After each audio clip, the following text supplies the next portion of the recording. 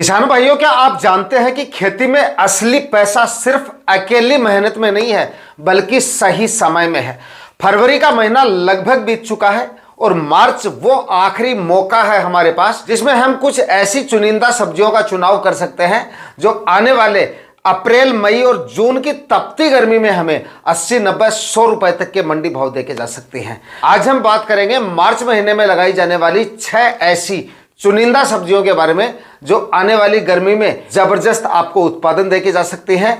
Market में demand इनकी काफी जोरदार आपको देखने को मिल सकती है क्योंकि उस समय पे मंडियों में सब्जियों की आवक बिल्कुल कम या ना के बराबर रहने वाली है, इसलिए भाव इसके आसमान में रहेंगे और उत्पादन इनका आपको काफी जोरदार मिल जाएगा। जैसे ही आपके प्लॉट खाली होते हैं, मार्च के अंतिम सप्ताह तक भी कुछ एक सब्जियां ऐसी हैं जिनका आप चुनाव कर सकते हो और जबरदस्त कमाई आने वाले सीजन में इन 6 सब्जियों को इस सीजन में लगा के आप कर सकते हो। इन 6 सब्जियों के बारे में आज इस वीडियो में पूरी जानकारी आपके साथ शेयर करूंगा। कौन सी फसल की बुआई कब तक आपको करनी है, किस तरह से ज्यादा उत्पादन आपको इनसे निकालना है, कौन कौन सी हाइब्रिड वैरायटियों का आपको सिलेक्शन करना है। तमाम प्रकार की जानकारियों के लिए वीडियो पे लास्ट तक आपको बने रहना है और ये वीडियो अगर आपके लिए इंफॉर्मेटिव रहे तो इस वीडियो को लाइक और शेयर जरूर कर दीजिएगा। नमस्कार किसान भाइयों, मेरा नाम है सुरेश और आप देख रहे हैं खेत किसान झुंझुनू। किसान भाइयों, वैसे तो इस मार्च के महीने में हम करीब 15 से 20 प्रकार की ऐसी सब्जियां हैं जिनको उगा सकते हैं और इन सभी से अच्छे भाव भी ले सकते हैं, लेकिन इस समय पे हमें सिर्फ अकेले भाव की तरफ झुकाव नहीं रखना है, ज्यादा उत्पादन की तरफ झुकाव रखना है। क्यों? क्योंकि गर्मी के सीजन में हमें ऐसी सब्जियों का सिलेक्शन करना चाहिए जो अच्छे से चल सकें, अच्छे से उत्पादन दे सके, क्योंकि आने वाले सीजन में अप्रैल के बाद में या अप्रैल के अंतिम सप्ताह के बाद में टेम्परेचर काफ़ी ज़्यादा बढ़ जाते हैं, लू वगैरह भी चलनी शुरू हो जाती है।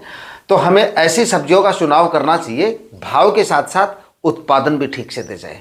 आज मैं आपको जिन सब्जियों के बारे में बता रहा हूँ, चुनाव करके लाया हूँ ऐसी सब्जियों का जो आपको भाव तो देंगी ही देंगी, साथ में उत्पादन भी इस तपती गर्मी में आपको जोरदार दे जाएंगी। और कुछ एक सब्जियां ऐसी हैं जिनमें थोड़ा सी आपको मेहनत एक्स्ट्रा करनी पड़ेगी।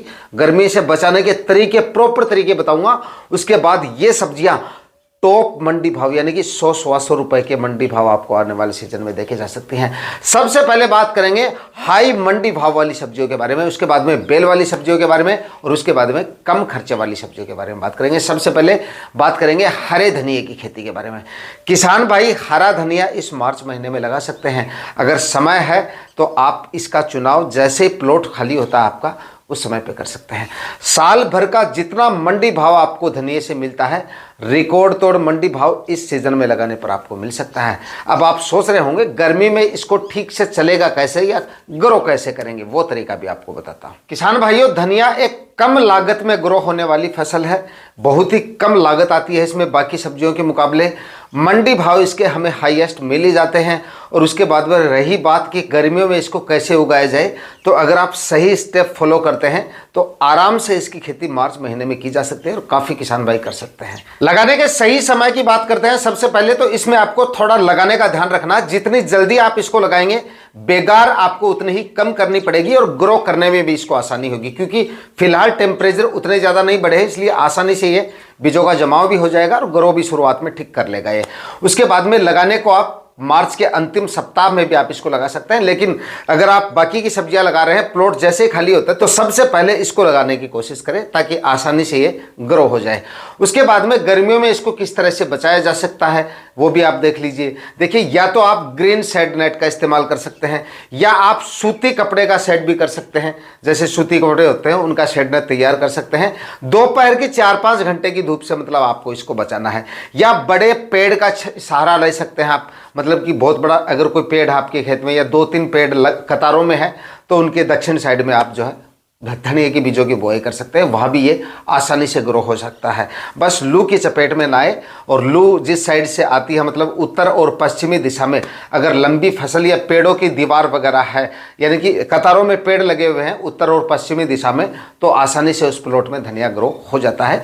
बीच बीच में एक काम और कर सकते हैं, मक्का के बीजों की बुआई कर सकते हैं। ये भी बहुत ही अच्छा विकल्प है।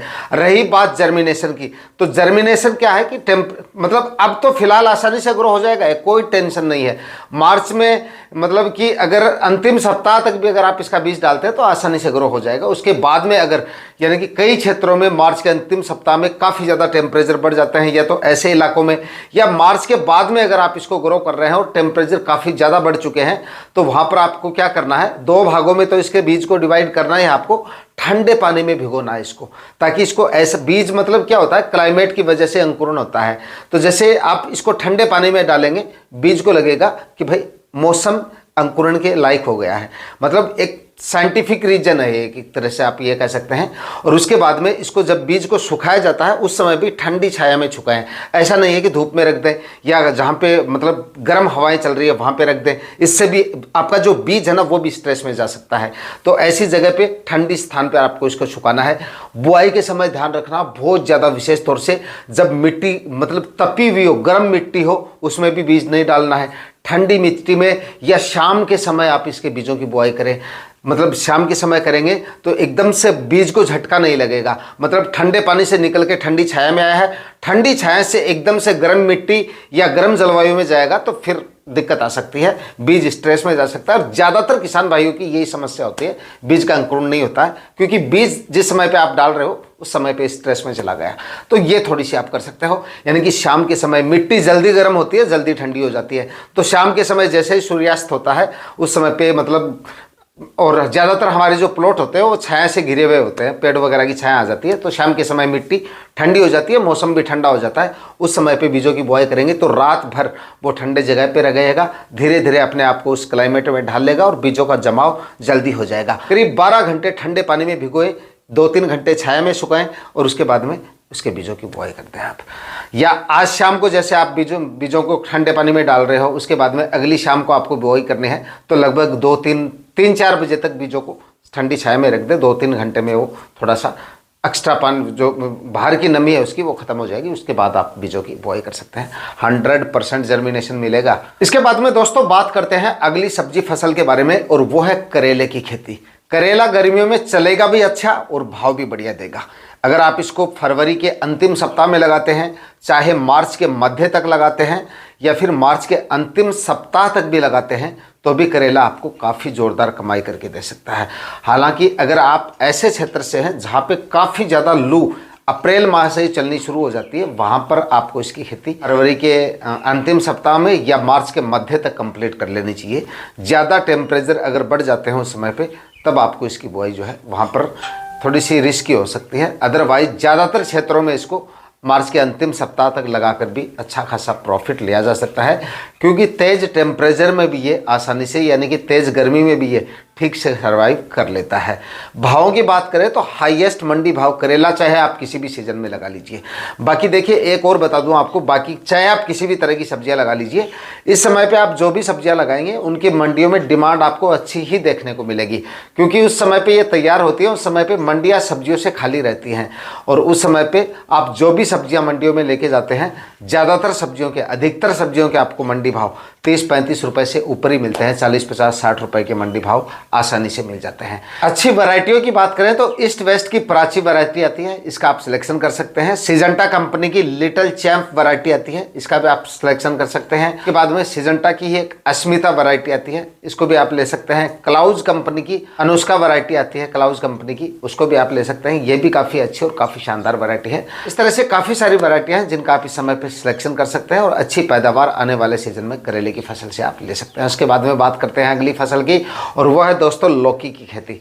बेल वाली सब्जियों में इस समय पे आप जो भी सब्जियां लगाते हैं उसके बाद में सबसे ज़्यादा प्रॉफिट देने वाली लौकी ही है, क्योंकि इस समय पे अगर आप लौकी लगाएंगे तो आपकी लौकी जिस समय पे तैयार होगी उस समय पे आप ये मानिए रिकॉर्ड तोड़ मंडी भाव लौकी के मिल जाते हैं। यानी कि 40 रुपए के मंडी भाव लौकी के मिल गए ना, तो आप इनको रिकॉर्ड तोड़ मंडी भाव ही मानिए। 20-25 रुपए के भाव भी लौकी के कम नहीं होते हैं जोरदार कमाई करने के लिए। लेकिन मैं पिछले 2-3 सालों से देखता आ रहा हूँ और लास्ट ईयर भी मैंने इस समय पे वीडियो बना के किसान भाइयों से लगवाया था, और उसके पिछले साल यानी कि 2024 में भी लगवाया था। जिन किसान भाइयों ने लगाई थी इस समय पे लौकी, 40, 45, 50 रुपए के मंडी भाव किसान भाइयों को मिले थे, यानी कि जोरदार कमाई लौकी की फसल से की थी किसान भाइयों ने। जिन्होंने मार्च के अंतिम सप्ताह तक भी लौकी लगाई थी उनको भी काफ़ी अच्छी खासी कमाई कर सकते हैं। मतलब इस समय लौकी आप आराम से लगा सकते हैं, मार्च के अंतिम सप्ताह में आसानी से ये ग्रो हो जाएगी, क्योंकि मार्च के अंतिम सप्ताह में आप लगाएंगे तो 60 दिन का समय ये वैसे भी लेती है। अप्रैल, मई, जून के मध्य तक आपको ये उत्पादन देना जो है वो शुरू कर देती है। अब देखिए, लगाने को आप करेला भी उस समय पे मैंने आपको बताया था कि लगा सकते हैं, ऐसी कोई बात नहीं है। अंतिम सप्ताह में करेला भी लगाया जा सकता है, लेकिन थोड़ा सा इनमें क्या है, बस थोड़ा इंतजार, आपको पहली हार्वेस्टिंग में इंतजार थोड़ा ज़्यादा करना पड़ सकता है। मैक्सिमम कितना, 15-20 दिन का। लेकिन जिस समय पे फसलें हार्वेस्टिंग स्टेज में आती हैं उस समय पे भाव भी हमें रिकॉर्ड तोड़ ही मिलते हैं। जितना इंतज़ार करते हैं उतना फल हमें अच्छा मिल जाता है, और फल का रिजल्ट भी अच्छा मिलता है, मतलब भाव भी ज़ोरदार मिलते हैं। तो क्योंकि अगर मान लीजिए हमने मार्च के अंतिम सप्ताह में लगाया तो उसके बाद में अप्रैल और मई 2 महीने निकल गए, और 2 महीने वैसे भी निकलते हैं। उसके बाद में जून में मानसून आ जाता है, और मानसून जैसे ही शुरू होता है और लू वगैरह चलनी बंद होती है उस समय पे फ्रूट सेट होने शुरू हो जाते हैं, और जून के मध्य तक उत्पादन हमें इनसे मिलना शुरू हो जाता है। इसलिए सबसे सही समय है ये, मतलब अच्छे मंडी भाव के लिहाज से, क्योंकि टेम्परेचर ज़्यादा रहते हैं ना, लू वगैरह चलती है तो फ्रूट सेट इनका ठीक से नहीं हो पाता है, फ्लोरिंग भी कम आती है, फ्रूट सेट भी नहीं बन पाता है। इस वजह से थोड़ा उत्पादन 15-20 दिन का जो है इसमें डिले हो सकता है। इसके बाद में दोस्तों बात करते हैं अगली सब्जी फसल की, और वो है देसी टिंडा। देसी टिंडा भी इस समय पे किसान भाई लगा सकते हैं। अच्छी पैदावार के साथ साथ अच्छे मंडी भाव भी ले सकते हैं। इसके भी एवरेज मंडी भाव जिस समय पे आपकी फसल तैयार होगी 30, 35, 40, 45 रुपए के आपको आराम से मिल जाते हैं। गर्मियों की फसल है, तेज़ गर्मी में भी ये आसानी से सर्वाइव कर लेती है, लेकिन फ्लोरिंग में दिक्कत तब आती है जब लू वगैरह काफ़ी ज़्यादा चलनी शुरू हो जाती हैं। तो इसको भी आप अगर थोड़ा जल्दी लगाएंगे बहुत अच्छी बात है, और अगर मार्च के अंतिम सप्ताह में लगाते हैं तो भी इससे उत्पादन, क्योंकि उत्पादन जल्दी देना शुरू कर देती है। जब तक लू वगैरह चलनी शुरू होती है, टेम्परेचर काफ़ी ज़्यादा बढ़ते हैं, मौसम एकदम शुष्क होता है, उस समय तक ये आपको उत्पादन दे देता है। तो छोटी अवधि की फसल है, कम खर्चे में आप इसको उगा सकते हैं। फर्टिगेशन, खाद, उर्वरक, स्प्रे वगैरह की उतनी ज़्यादा इसमें ज़रूरत नहीं पड़ेगी। बस ऐसी फसलों को अगर आप लगा रहे हैं तो, और मतलब ऐसी फसलें, मतलब जिस समय पे उत्पादन की अवस्था में आती है उस समय पे लू वगैरह चलने के चांसेस होते हैं, तो ऐसी फसलों में या तो आप मक्का वगैरह इस तरह के जो ऊंची फसलें होती हैं उनके बीच बीच में बीज लगा दें। बहुत ही, मतलब आप ये मानिए आपकी बाड़ी में एसी का काम करते हैं, या ऊंचे प्लांट जगह जगह आप ऊंचे जो फसल होते हैं, या बाजरे के बीजों की बुआई कर सकते हैं। हमारे इधर हर किसान भाई के पास में मिल जाता है, तो 2-2, 3-3 बाजरे के बीज लगा दीजिए। उत्तर और पश्चिमी दिशा में एक उमरा, मतलब एक लाइन में आप ऊंची फसलों की मतलब एक दीवार बना दीजिए। लेकिन सबसे अच्छा विकल्प है बीच बीच में ऊंची फसलों के बीज लगा देना। इससे लू, आपकी बाड़ी का जो टेम्परेचर है वो काफ़ी हद तक कम हो जाता है, और लू का प्रकोप भी काफ़ी कम हो जाएगा, फ्रूट सेट आसानी से हो जाते हैं। तो देसी टिंडा भी इस समय पे किसान भाई लगा सकते हैं। उसके बाद में भिंडी लगा सकते हैं किसान भाई, कम खर्चे में ज़्यादा पैदावार, ज़्यादा मंडी भाव, गर्मी में भी चलेगी और बरसात में भी बाद में जाके चलेगी, ये लंबे समय तक चलेगी। तो अपनी कैटेगरी के हिसाब से किस तरह की आपको फसलें चाहिए, लंबी अवधि वाली चाहिए, छोटी अवधि वाली चाहिए, ज़्यादा खर्चे वाली चाहिए, कम खर्चे वाली चाहिए, हर टाइप की फसलें मैंने आपको इसमें बताई हैं। तो भिंडी जो है इसमें आपका खर्चा कम होता है, ये आपकी थोड़ी टिंडे से भी ज़्यादा लंबे समय तक चलेगी, वो आपके डिपेंड करता है आप कौन सी फसल का चुनाव करते हैं। और पैदावार के जो चांसेस हैं वो भी भिंडी में ज़्यादा हैं, तो आप भिंडी का चुनाव भी कर सकते हैं। भाव भी बढ़िया मिलेंगे, तगड़े मंडी भाव मिलेंगे, डिमांड बढ़िया रहती है इसकी। और दूसरा मतलब उत्पादन देरी तक देती है आपको, इसमें टेम्परेचर वगैरह का उतने ज़्यादा इश्यूज़ आपको देखने को नहीं मिलेंगे। बाकी टिंडे की डिमांड भी काफ़ी ज़्यादा रहती है, देसी टिंडे की बहुत ज़्यादा डिमांड रहती है, और भाव में भी इसकी उतनी ज़्यादा गिरावट नहीं आती है, तो आप अपने हिसाब से सिलेक्शन कर सकते हैं। लेकिन भिंडी का चुनाव तो इस सीज़न में करना लाजमी है, ज़रूर करना चाहिए, हर किसान भाई को करना चाहिए।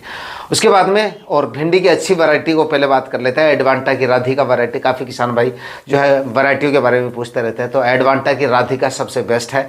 बीज थोड़ा इसका कॉस्टली आता है, बाकी अमूमन आप बाकी की वैरायटियाँ खरीदते हैं तो 5,500-6,000 रुपये kg तक इनका बीज जो है वो आपको मिल जाता है। एडवांटा का, राधिका का थोड़ा कॉस्टली आपको मिलता है। सिजेंटा की OH 102 वैरायटी ले सकते हैं। नुमेंस की सम्राट ले सकते हैं। नुमेंस की सिंघम वैरायटी ले सकते हैं। बहुत सारी वैरायटी है, लेकिन अच्छी और हाइब्रिड वैरायटियों का सिलेक्शन करेंगे तो पैदावार में आपकी चांद चार लग जाएगी। फलों की क्वालिटी आपको अच्छी मिलेगी। सब्जी वाला गुआर लगा सकते हैं, ये भी काफ़ी अच्छा विकल्प है। इसमें आपका और भी भिंडी से भी कम खर्चा होता है, तेज टेम्परेचर में भी आसानी से चलता है। देसी गुआर अगर आप लगाते हैं, जिसका बीज घर में आसानी से हर किसी किसान भाई के मिल जाता है, वो अगर आप लगाते हैं तो इनके फलियों की साइज़ थोड़ी छोटी होती है, लेकिन मार्केट डिमांड ज़्यादा होती है। और हाइब्रिड टाइप जो गुआर आता है जिसकी फलियों की साइज़ लंबी होती है, वो लगाते हैं तो उसका उत्पादन थोड़ा ज़्यादा मिलता है। हार्वेस्टिंग में आसानी रहती है, लेकिन भाव 2-5 रुपये उसके कम मिलते हैं।